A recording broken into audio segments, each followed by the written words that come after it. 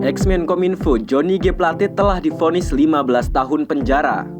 Vonis itu dijatuhkan oleh Majelis Hakim Pengadilan Tipikor pada Rabu 8 November 2023. Johnny dinyatakan terbukti bersalah melakukan tindak pidana korupsi proyek menara BTS 4G Kominfo.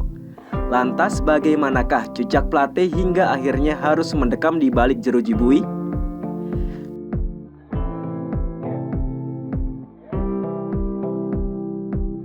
Johnny G. Plate lahir di Ruteng, NTT pada 10 September 1956.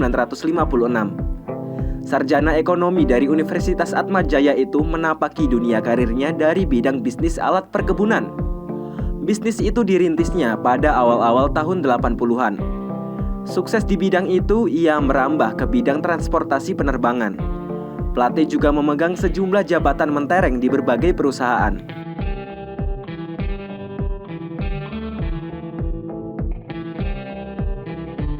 Kemudian, mantan aktivis Perhimpunan Mahasiswa Katolik Republik Indonesia ini banting setir ke jalan politik praktis.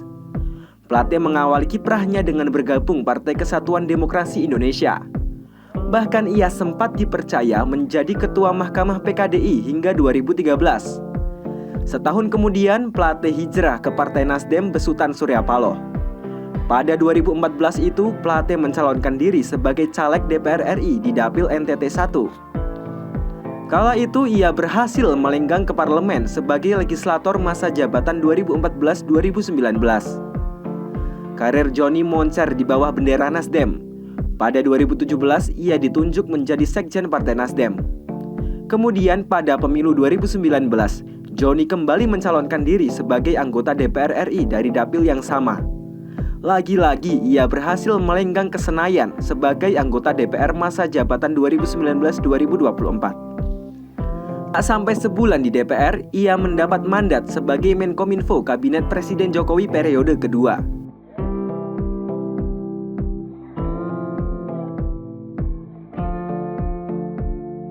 Belum genap 5 tahun duduk di kursi menteri, Plate terjerat kasus korupsi. Plate ditetapkan tersangka kasus dugaan korupsi menara BTS 4G oleh Kejagung pada 2023. Kasus korupsi itu diperkirakan merugikan keuangan negara hingga 8 triliun rupiah. Sejak itu, jabatan Plate sebagai sekjen Nasdem dicopot namun tak dipecat dari partai. 2 hari setelah ditetapkan tersangka, Plate juga dicopot dari kursi Menkominfo.